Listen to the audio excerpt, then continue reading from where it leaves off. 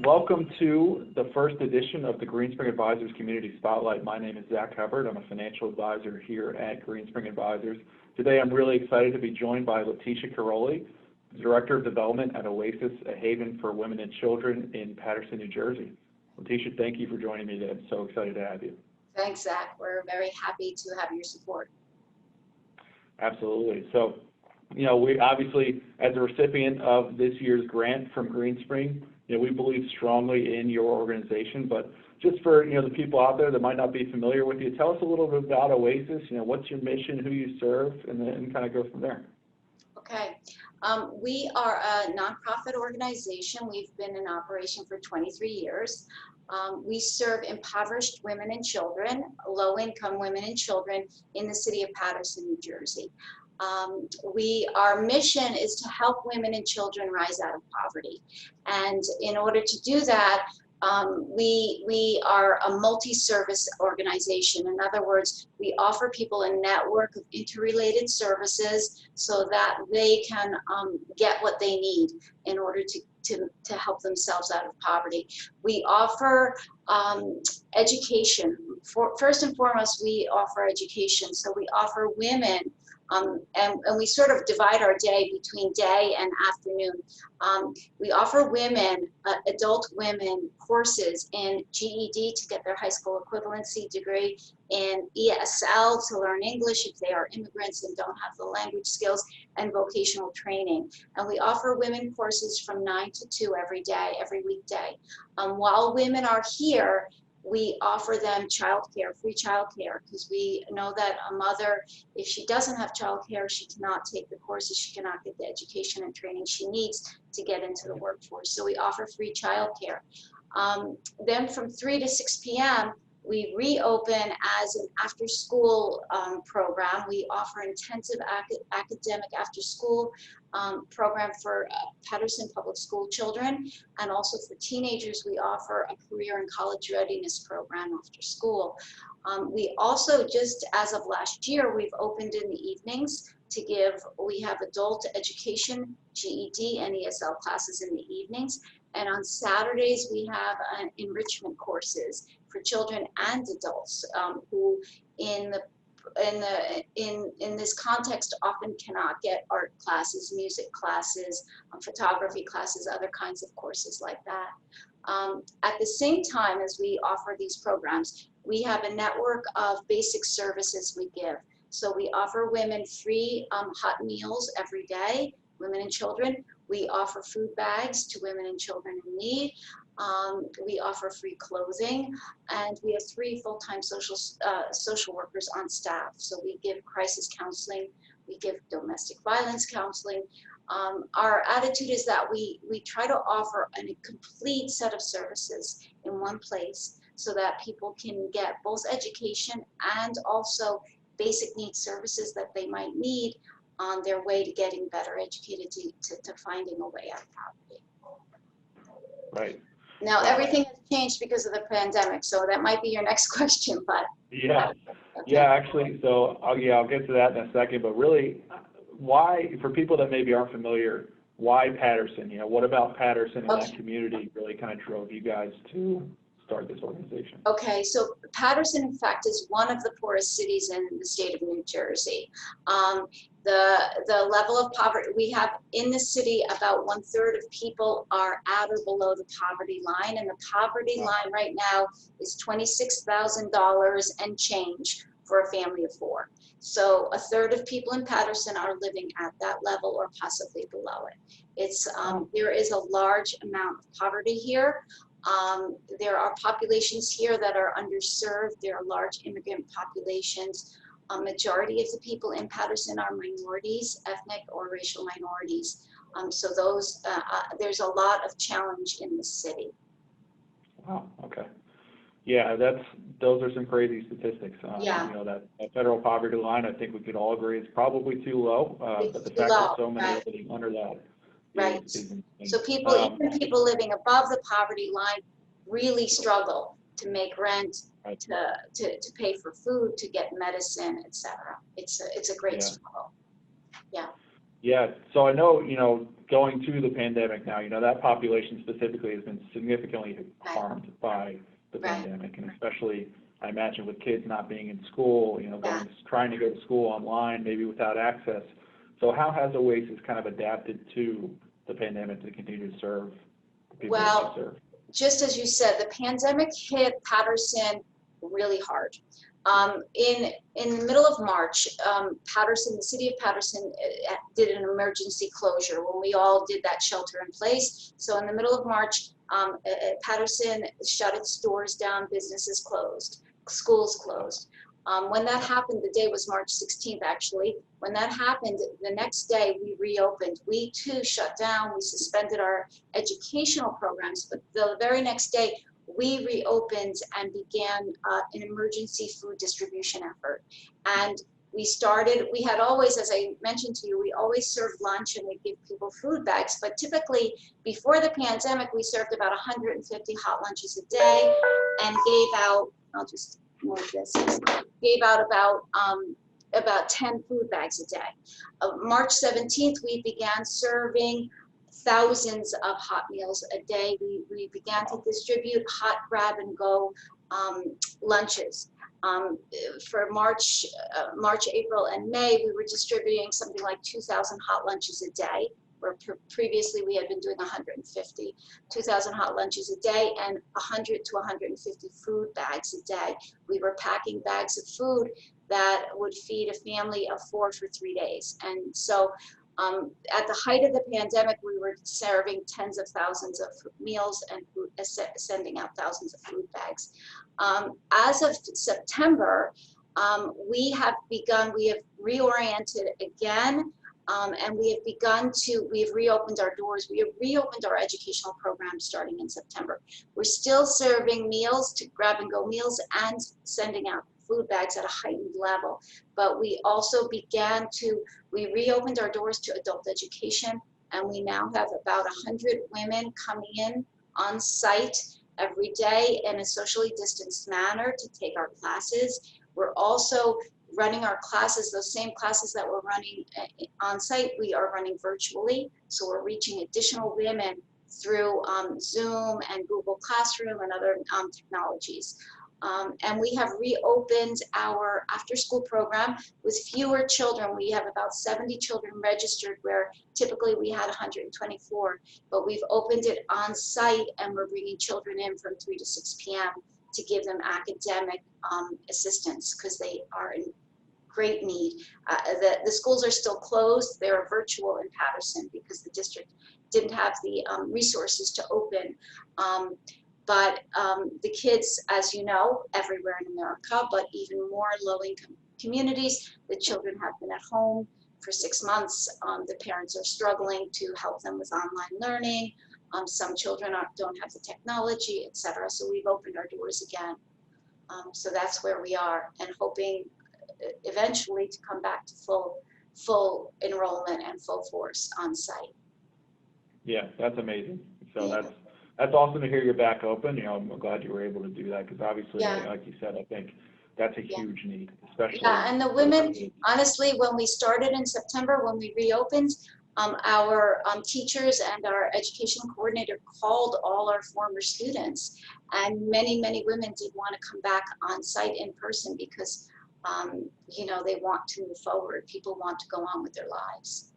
Yeah, absolutely. So how do you measure success? Maybe not in this year, but in a normal year, going through the education programs, how does Oasis measure sort of successful graduation or movement in the program? So what we do, each of our education programs, we have our own tracking and evaluation system. So in our after-school program, actually, we test the children 3 times a year. We have an online test we use in the after-school. We pre-test, we test at the middle of the year, and then we post-test. So we literally track. We do, in fact, track progress.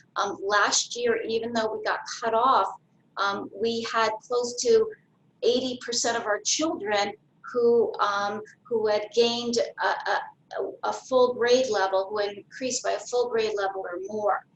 We were able to track the number of children who met state standards on testing, state tests, because of with our online tracking system. And then we do the same thing in our ESL classes and in our GED classes. We test women before and we test women after, and we can measure the amount of growth they have during the year. Wow, that's awesome. I mean, it sounds like it's a very successful program. Would you say? We do. We take it seriously, and we operate a lot like a school. We have professional teachers teaching our classes. We have over 150 in typical times. Now we've had to suspend our on-site volunteer program, but we have over 150 volunteers, and interestingly, many of our volunteers are professional former teachers who come in and work independently, individually with our students, which is an enormous gift that we can give our students one-on-one teaching from actual professional teachers. A lot of retired teachers come to us and work with our students. So, that's awesome. Yeah. Now, what kind of drives that, right? What kind of drives the organization, the mission? What drives you to serve this population that you serve, the women and children of Paterson? It's a good question. This organization was started by a very small group of very passionate individuals who, in 1997, saw a need in Paterson. When the organization was started, the individuals who are founders noticed that most of the soup kitchens did not want to serve women with children, because most of the soup kitchens were serving populations of people, and often of men who were struggling with addiction issues and other kinds of issues, and they often did not want to serve young children in the soup kitchen. So we were founded as a soup kitchen meant to serve women and children. And within the first few years, our founders and their early volunteers noticed that it was impossible to really help people out of poverty without giving them education. And so that's when we began to add on courses and programs, educational programs and social support programs. I think what drives us all here is we see the difference that this organization makes in people's lives. We see women come in here and we see them change, and we see them grow, and we see them succeed, and we see what an impact it has on their children, because a lot of the women who come here then bring their children. They bring their children for childcare, and we help. In our childcare rooms, we teach reading, we teach colors, we teach numbers. We see the difference it makes. The women who come here usually try to enroll their children in our after-school program. So the whole entire family gets supported, and we can see change. We can see people really changing their lives. And it's a great thing. It's a great kind of feedback to see happen. Right. That's awesome. I mean, that's fantastic. So going back to, a little bit about how the pandemic has affected you all, from a sort of funding standpoint, a fundraising standpoint, have you seen that tick up or, tick down? How have you seen the kind of pandemic affect that? Well, we had fundraising for the pandemic. Our organization runs on approximately $3 million a year, $3 million in cash a year. Plus we bring in an enormous amount of gifts in kind, donated food, etc. That really helps. Of course, the donated time of volunteers makes a huge difference. But we run about $3 million a year, and a lot of our funding, almost about a third of our funding, comes from events. We have a huge gala, for example, and before the pandemic, in the fiscal year before the pandemic struck, we brought in $1 million of our $3 million from the gala alone. And unfortunately this year we couldn't have our gala, which occurs in April. So we lost $1 million out of $3 million.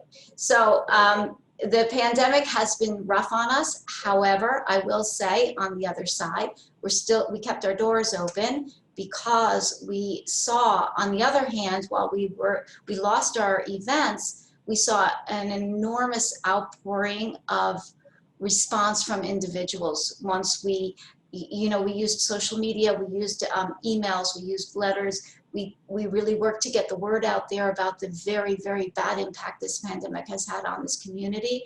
And in response, we have seen an outpouring of donations from individuals, which has kept us alive and afloat and kept our doors open.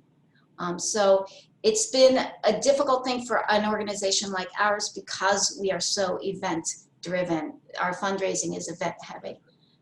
So we've had to turn to individual appeals to keep our funds coming. Absolutely. So, obviously, once we get through this pandemic, right, hopefully everybody will get back on track.